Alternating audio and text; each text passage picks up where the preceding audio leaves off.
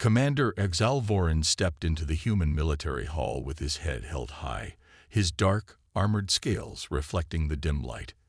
He was a veteran of over 100 battles, a war hero of the Drakthar Empire, and a living legend among his kind.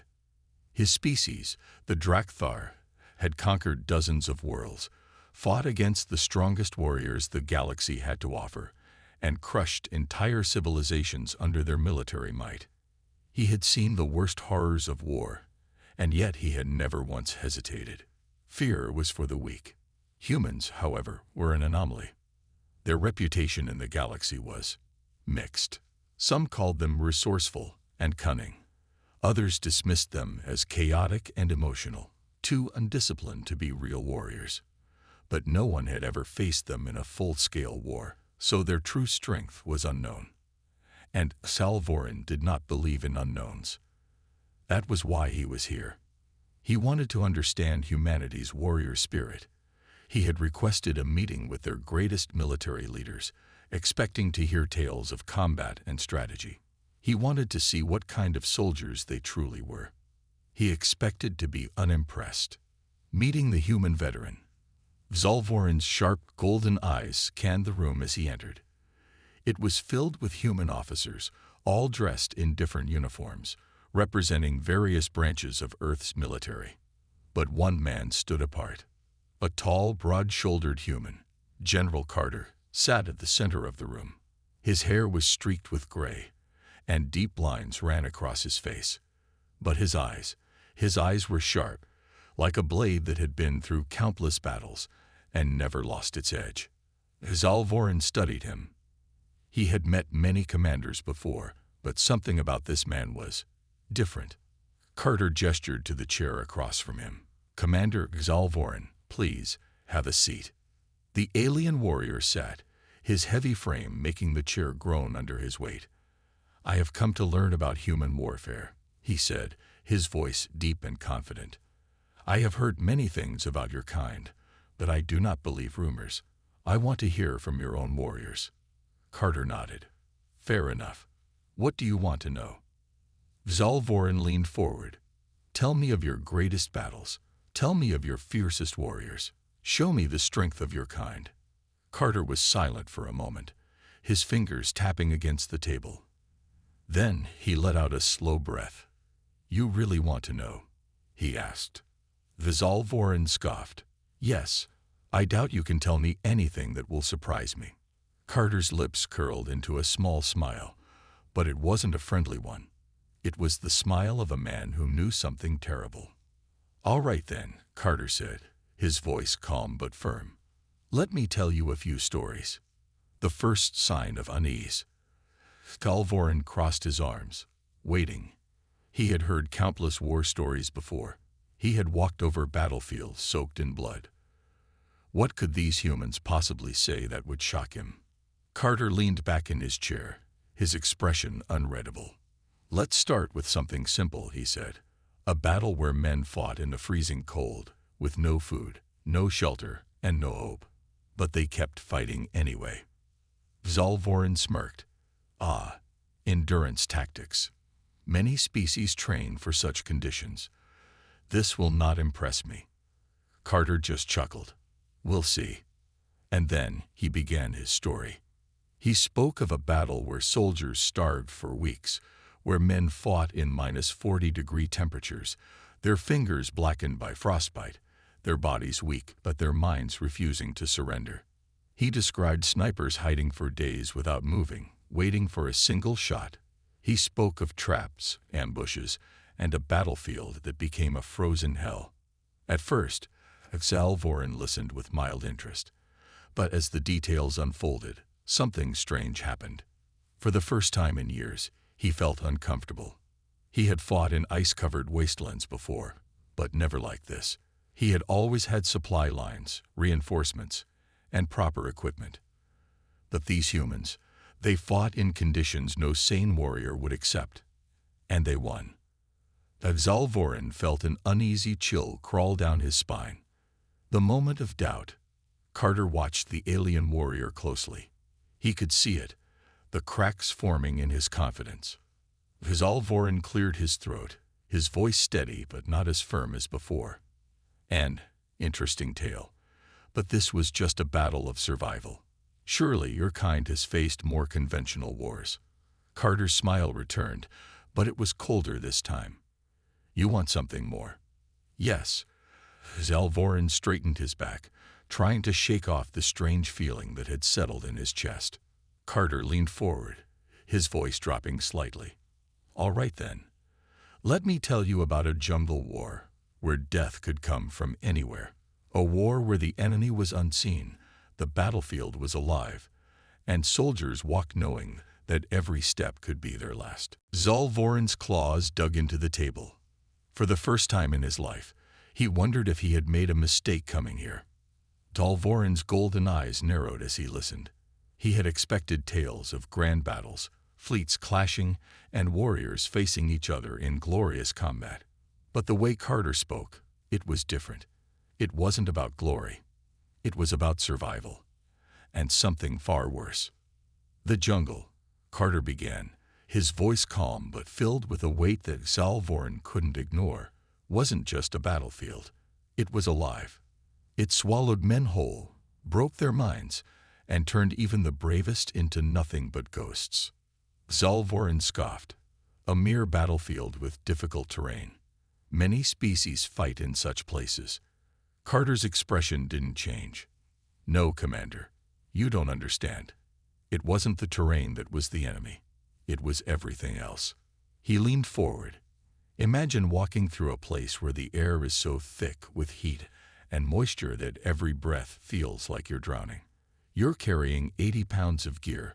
Your uniform is soaked through with sweat, and your boots sink into the mud with every step. There is no solid ground, no clear path, just an endless green maze where death waits behind every leaf. Zalvorin's claws tapped against the table, a slow, rhythmic sound. And what of the enemy? He asked. Carter's smile was grim. They were shadows. They were whispers. They were everywhere. Zalvorin frowned. Cowards who hid instead of facing battle. Carter chuckled, but there was no humor in it. Call it what you want, but tell me this. How do you fight an enemy you never see? How do you defeat warriors who can hear your footsteps before you even know they're there? How do you battle an army that doesn't fight fair, doesn't sleep, and doesn't stop? Zalvorin's tail flicked, a sign of irritation, or was it something else? He didn't know yet, but for the first time in his long life, he felt something he never expected in a simple conversation. Doubt. Zalvorin had fought many battles, but every war he had known had rules, front lines, strategies, clear enemies to face. What Carter described was something else entirely. The jungle wasn't just a battlefield. It was a living nightmare. It didn't care about strength or honor. It swallowed warriors whole, turned them into prey, and let the silence devour their minds. Carter's voice was calm, almost distant, as he spoke. You could march for hours and hear nothing but the buzzing of insects. But then, a single rustling leaf, a branch shifting the wrong way, and suddenly your entire squad is gone, vanished. No screams, no gunfire, just gone. He leaned back, watching Zalvorin carefully, and when you try to find them, all you see is the jungle, silent, unmoving, as if they were never there at all. Zalvorin's claws tightened against the table. He had faced ambushes before, but this was different. Stealth tactics, assassins, these things exist in every war. Carter smirked, but his eyes were cold. Then tell me, Commander, what do you do when the jungle itself is your enemy? When the trees whisper your name? When every step you take could be your last, and you don't even know why? Zalvorin didn't answer. Carter continued, his voice dropping lower. The enemy didn't fight fair. They didn't stand in formation or challenge you to honorable combat. They waited. They blended into the trees, the mud, the rivers. They set traps that turned your own weapons against you. They poisoned the water, the air, sometimes even the minds of the soldiers themselves. Sleep? Impossible. Because the moment you close your eyes, someone was waiting. Zalvorin's throat felt dry. He tried to remind himself that he was a war hero, a veteran of 100 battles. But this was madness. What kind of warriors would fight this way? He asked. Carter's expression didn't change. Desperate ones. Warriors who knew they couldn't win through strength alone. So they used terror, patience, and the very land itself to make sure their enemies never left alive. He exhaled slowly, the weight of the past heavy in his voice. Tell me, Commander, have you ever fought in a war where the battlefield itself wanted you dead? Zalvorin didn't respond. He couldn't, because for the first time in his life, he realized something terrifying. Zalvorin sat in rigid silence, his mind racing through the images Carter had painted. It wasn't just the tactics or the jungle itself that unsettled him. It was the fear woven into every word. He had never once hesitated before a battle, never felt his heart's pound at the thought of an enemy. But this war wasn't fought with honor.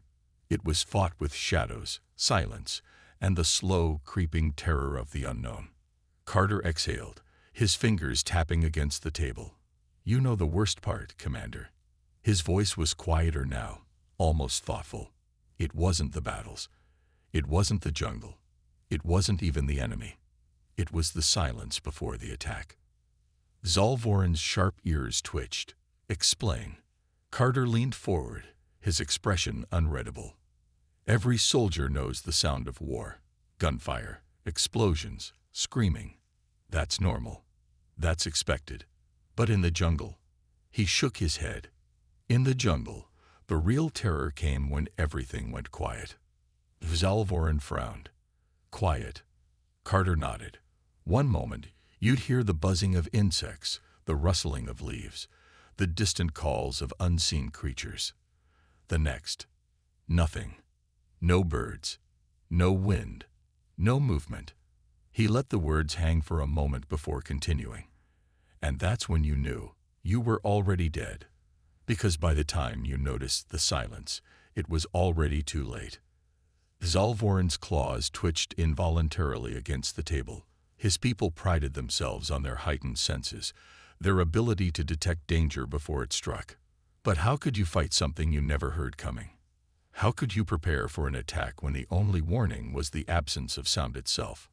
Carter's voice remained steady, but his eyes were distant, lost in memories. One by one, we learned. The jungle didn't forgive mistakes. The moment you let your guard down, the moment you believed you were safe, it took you. Some men simply vanished. No blood, no bodies, just gone. Zalvorin felt a cold shiver run down his spine. He had believed for all his life that he understood war. He had faced monstrous enemies, led soldiers through brutal campaigns. But he had never faced an enemy that could erase you from existence without a trace. The silence stretched between them, and for the first time in his long, battle-hardened life, Zalvorin realized something unsettling. Humans did not fear war the way other species did. They feared something far worse. They feared the silence. Zalvorin's tail flicked, a sign of unease he quickly suppressed. He had led warriors through countless battles, had stared into the eyes of death more times than he could count. But something about Carter's words made his chest tighten in a way he did not like. The human took a slow breath before continuing. There was a night I'll never forget. We were deep in the jungle, moving slow, watching every step. We knew the enemy was out there, but we hadn't seen them in days. No gunfire, no footprints, nothing. Just the jungle, pressing in from all sides. He paused, his fingers tapping against the table. Then it happened. Zalvorin leaned forward slightly. What? Carter's voice dropped lower. I felt it first. That sensation. You know the one. When you just know someone is watching you. His eyes locked onto Zalvorin's, unblinking. But when I turned around, there was nothing there. Just trees. Darkness. Zalvorin's claws curled against the table. He understood that feeling all too well. The instinct of a seasoned warrior. the sense of unseen danger just beyond reach. But instincts could be wrong, couldn't they? Carter smirked, but there was no warmth in it. Then the man behind me whispered two words that made my blood run cold. Zalvorin swallowed. And what were they? Carter exhaled. His voice was barely above a whisper. Eyes. Everywhere. A chill ran down Zalvorin's spine. Carter continued. I turned back around, and that's when I saw it. Not one pair. Not 10. Hundreds. Hidden in the leaves, behind the trees, barely visible in the darkness. Watching. Waiting. He shook his head. And the worst part, they weren't blinking. They didn't move. Just staring. Zalvorin's breathing had slowed. His muscles tensed, his warrior instincts screaming at him even though he was in no danger. Carter leaned back. That was the moment I realized something. His voice was calm, but there was something heavy beneath it. The enemy wasn't hunting us. They had already found us. They were just waiting for the right moment. The silence stretched between them. For the first time since their conversation began, Zalvorin felt something foreign settle in his chest, dread. And he couldn't shake the feeling that, if he had been in that jungle, he wouldn't have made it out alive. Zalvorin sat frozen, his mind trapped in the image Carter had painted. Hundreds of eyes, unblinking, lurking in the darkness, watching their prey. He had fought in wars where warriors clashed face to face, where victory was earned through strength and strategy. But this was a slow death, drawn out by fear itself. Carter's voice was steady, but his eyes held the weight of someone who had been there. We didn't move. We didn't breathe. It felt like time had stopped. Every single man in that unit knew the truth. We were already dead. He exhaled slowly. And then, the jungle spoke. Zalvorin's brow furrowed. Spoke. Carter nodded. A whisper, so soft, it could have been the wind. A single voice. Then another. Then more. But not in our language. Not in any language we understood. He tapped the table once.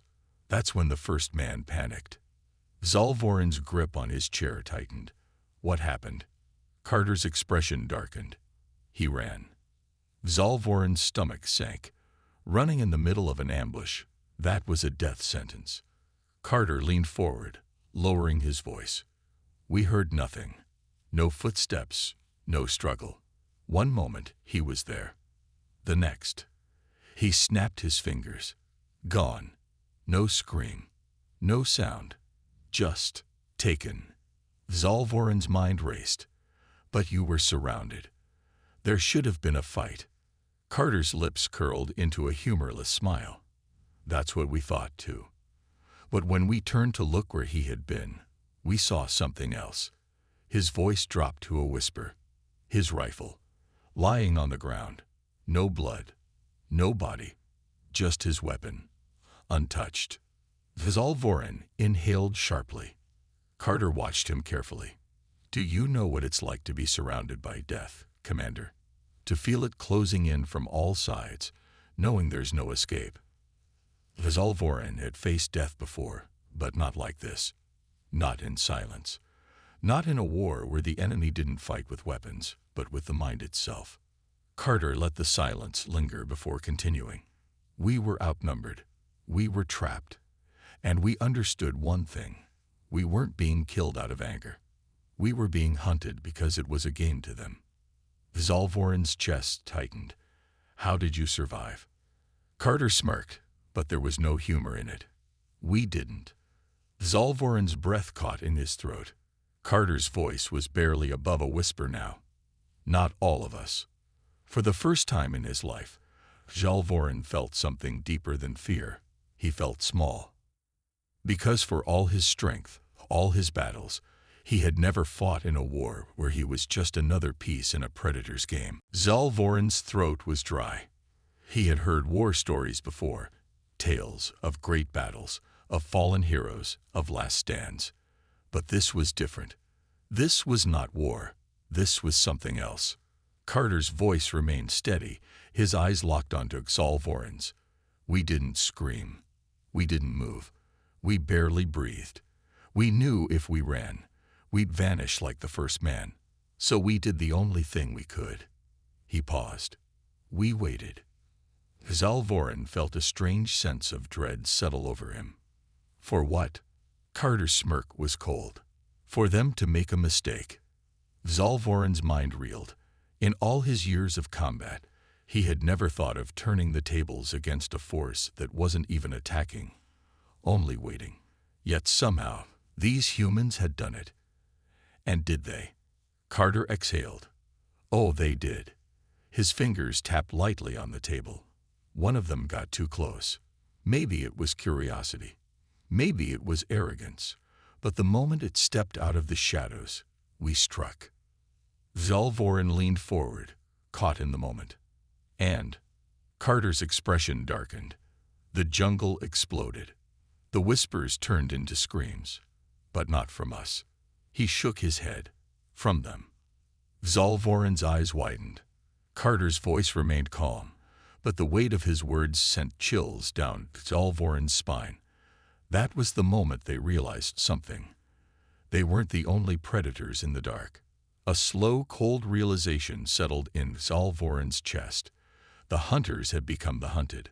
Carter leaned back, the ghost of a smirk on his face.